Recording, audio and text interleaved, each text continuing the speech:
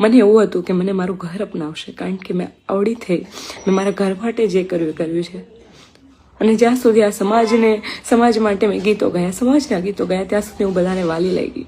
ત્યાં સુધી બધાને મારા જેવું કોઈ સારું નહોતું લાગતું. અને આજે જ્યારે એક દીકરી પોતાના માટે કંઈક વિચારે છે, એવી એક દીકરી મારા ઘરમાં નથી એવો માહોલ, એટલે મેં ઘરે ના કીધું અને મારે આ પગલું ભરવું પડ્યું. પણ હા, જેટલા પણ સમજે છે એ લોકોને કહું છું કે ઘરમાં એવો માહોલ બનાવો કે દીકરી ભાગે નહીં, અને દીકરી તમને સામેથી કહી શકે કે મને પ્રેમ છે. પ્રેમ કરવો એક ગુનો નથી. જો મારા બાપનો જીવ બળતો હોય તો હું પણ એક દીકરી છું અને મારામાં પણ જીવ છે, અને મારો જીવ એ બળ્યો છે. આજે તમે આખા સમાજે થઈને મને ચર્ચાનો વિષય કરી નાખ્યો છે.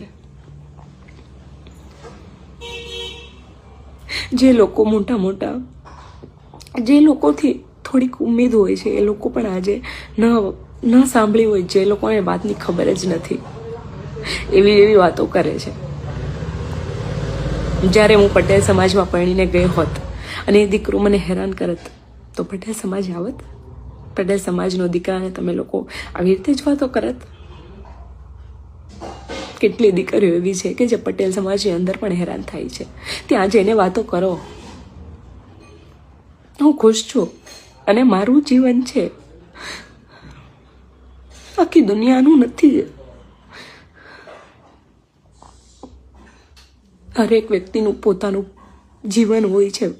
મને તો એવું લાગે છે કે મારું જીવન લોકોનું જીવન થઈ ગયું છે. હવે આવી ઉમ્મીદો પટેલ સમાજથી નહોતી મને.